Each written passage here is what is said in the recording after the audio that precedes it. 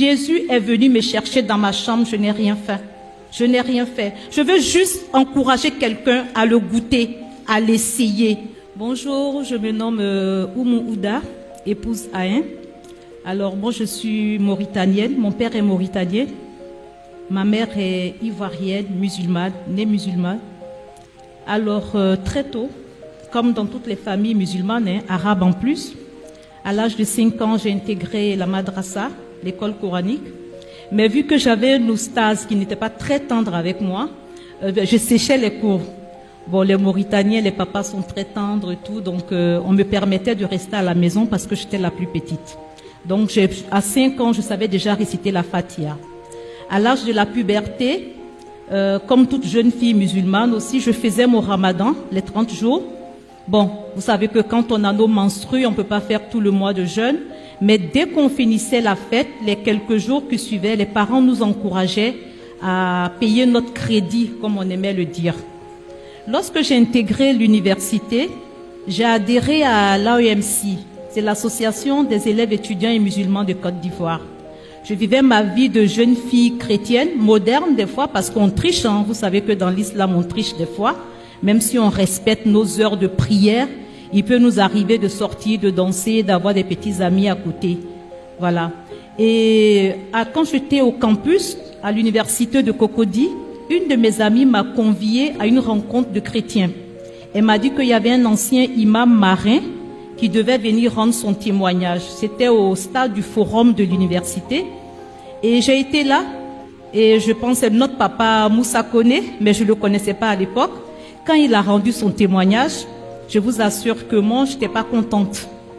Je trouvais que c'était un mécréant. Je l'ai traité de tous les noms d'oiseaux et je suis retournée fâchée en chambre et j'ai même prié Dieu pour qu'il ait compassion de lui parce que je me disais que vraiment, il avait inventé cette histoire. D'entendre que le feu a consumé le courant, c'était impensable pour la musulmane que j'étais. Et j'ai continué ma vie de jeune fille musulmane et en 98, je devais me rendre en France. Et mon ami m'a remis une Bible comme cadeau, alors qu'il connaissait ma foi. J'ai accepté le cadeau pour ne pas le décourager par respect. Et j'aimais beaucoup les igres. Alors ma grande sœur, elle m'a remis un livre qui s'appelle Les 99 noms les plus exaltés d'Allah. Et j'ai voyagé avec ces livres. Je savais que la Bible, je n'allais jamais lire. J'avais mon courant en français et donc ça me suffisait. Et j'ai trimballé cette Bible avec moi dans mes différents déménagements en France. Et en 2003, j'étais dans une quête parce que j'aimais beaucoup Dieu. J'aimais beaucoup Dieu. De la vie de jeune fille que je vivais, j'aimais Dieu. Et j'aimais parler à Dieu, avoir des moments. Et je disais, mais tu es où, Allah? Je ne te vois pas, tu ne réagis pas. Et j'étais dans cette quête. Et j'avais pris sur moi de me réveiller à minuit et de faire mes igres. Et je devais réciter Ya Rahman, le miséricordieux. Je devais le faire 1000 fois. Et cette nuit-là, j'étais sur mon tapis de prière, en train de faire Ya Rahman, et grainer mon chapelet. Et je me suis endormie. Je me suis réveillée, j'ai repris, je ne sais pas là où j'en étais. Je devais le faire 1000 fois. Donc, il fallait reprendre encore à zéro. Et là, quand j'ai été prise de sommeil, voilà une lumière éblouissante qui est rentrée dans ma chambre, de mon rideau et qui frappait contre mon placard. Je me suis réveillée en sursaut. Il y avait une lumière, un faisceau lumineux, comme un phare vraiment qui éclairait dans ma chambre. Moi, j'étais sur le tapis, la lumière était au-dessus de ma tête. Et j'entends, c'est assez spécial, hein, la voix résonnait dans mon oreille, et mais à l'intérieur de moi. Je suis l'Éternel, ton Dieu, le Dieu que tu cherches. J'ai sursauté. L'Éternel, je n'ai jamais entendu ça auparavant. Et la voix redit encore, je suis l'Éternel, ton Dieu, le Dieu que tu cherches. Prends les psaumes 25, 23, 27, 71, 91. J'ai dit psaumes. C'est quoi les psaumes? Et la même voix qui parlait en moi, dans ma chambre, me disait, dans la Bible. Je dis, mais moi, je n'ai pas de Bible. Et la voix me dit, si tu as la Bible, dans le tiroir, à ton chevet du lit. Et quand j'ai reçu cette voix, la lumière s'est dissipée et j'ai plus entendu de voix. Alors je me suis levée. C'était la lumière de ma lampe de chevet, donc c'était une lumière tamisée. J'ai foncé vers le chevet du lit, j'ai tiré. Effectivement, il y avait la fameuse Bible qui m'avait été remise depuis 1998. Alors, je ne savais pas où chercher les psaumes. Je suis allée à la première page et j'ai cherché psaume, j'ai vu la page, j'ai pris et j'ai lu ces éléments-là, psaume 25. Mais j'ai reconnu le nom qui m'a été donné, éternel, était dans les différents psaumes que j'avais lus. J'ai rien compris, j'ai laissé et je me suis endormie. Le matin, j'ai partagé avec des amis chrétiens qui étaient enthousiastes pour moi, mais qui n'ont pas su vraiment m'aider. Alors, j'ai fait ma prière du Fajr. Quand je me suis réveillée le matin, moi, j'ai continué ma vie de musulmane tranquille. Et j'ai pas lu la Bible à part ces quelques psaumes que j'avais reçus. Et le soir, là, j'ai pas pris mon chapelet, ni le livre de prière.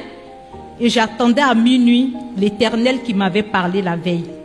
Je suis restée à l'attendre, et je me suis endormie. Et là, maintenant, la voix qui me réveille sans lumière, cette voix me dit, quand j'en parle encore, j'ai des frissons, je suis dans l'émotion, excusez-moi. Cette voix me dit, je suis Jésus. Je suis Jésus. Celui qui me cherche me trouve. Si tu me cherches, tu me trouveras. J'ai dit Jésus. J'ai dit Nabil Issa, parce que je parle le Djoula ayant grandi en Côte d'Ivoire. Nabil Issa Loa. Nabil Issa. Et puis la voix me dit, je suis Jésus. Celui qui me cherche me trouve. Si tu me cherches, tu me trouveras. Et j'ai plus entendu de voix. Alors bien sûr, je me suis promenée dans des lieux chrétiens en Europe, en France, à Paris, pour chercher ce Jésus et je ne l'ai pas eu. Et je suis revenue, mais je continuais ma vie de jeune fille musulmane, je n'ai pas partagé cela avec quelqu'un. Je suis venue en vacances en 2004, j'en ai parlé à mon ami et qui lui m'a essayé de m'expliquer un peu ce que j'avais vécu, mais je n'étais pas satisfaite parce que je me dis, il est venu me chercher. Moi, quand je demandais à Dieu de me parler, ce n'était pas lui. Jésus, c'est celui que prient les chrétiens. Moi, j'ai rien à voir avec lui. S'il vient se présenter à moi, qu'il me parle, qu'il vienne me dire pourquoi il est venu me parler. Et j'étais dans cette quête. Et lors de mon séjour, un jour en train de communiquer avec lui encore, et il ne répondait pas. Et là, j'ai entendu, on m'appelle Baoumou, parce que mon prénom c'est Oumou. En général, les Oumou, on les appelle Baoumou. Et j'entends Baoumou. J'ai sursauté, il n'y avait personne, j'étais seule dans la chambre. Et puis j'ai dit, Jésus, c'est toi. Et il a dit, quand je te parle, tu l'entends où? J'ai dit, j'entends en moi. Et il m'a dit, mais si tu entends en toi, c'est que je suis en toi. Et j'ai été bouleversée. Un Dieu que toute une communauté prie. Jésus, qui suis-je moi pour qu'il dise qu'il est en moi? Ça a bouleversé ma vie. Et les jours qui ont suivi, j'étais saisie d'un phénomène bizarre que je ne connaissais pas. J'avais des transes. Et quand les trans me prenaient, parce qu'on aimait beaucoup la décoration, donc je prenais les objets décoratifs, je les cassais, je demandais qu'on s'en sépare. Mon fiancé même m'a dit, ah, ça ne va pas continuer comme ça, hein, tu es en train de casser tous mes tableaux, je les ai achetés cher et tout. Et je commençais à parler dans une langue que je ne connaissais pas. Je ne savais rien, j'avais personne pour m'accompagner et je ne pouvais pas en parler à la famille. Quand je partais en famille, que c'était l'heure de prière, on me demande, mais tu t'es céliwa? Je disais non, je vais dire, je suis indisposée et donc je ne fais pas la prière. Et j'ai vécu comme ça, mais je ne faisais plus ma prière de l'islam. Jusqu'à ce qu'en 2005, j'ai rencontré une sœur, la sœur Fatou Kone. Quand j'ai entendu son nom, j'ai dit Fatou Kone, chrétienne, c'est que elle a un background musulman. Alors c'est à elle que j'expliquais mon histoire et elle m'a conduite dans sa communauté et j'ai été baptisée le 4 mars 2006. Je suis passée par les eaux du baptême. Et depuis lors, je suis dans une communauté qui s'appelle la Messie, la mission évangélique Sion, avec le pasteur Franck Silva. J'occupe les fonctions d'ancienne et je sers comme ça Jésus, comme je dis dans la romance. C'est mon amoureux, je suis son amoureuse et je vis comme ça ma vie avec lui. Ce que je veux dire aujourd'hui à mes frères et sœurs musulmans qui m'écoutent, vous avez entendu certainement plusieurs témoignages. Jésus est venu me chercher dans ma chambre, je n'ai rien fait. Je n'ai rien fait. Je veux juste encourager quelqu'un à le goûter, à l'essayer.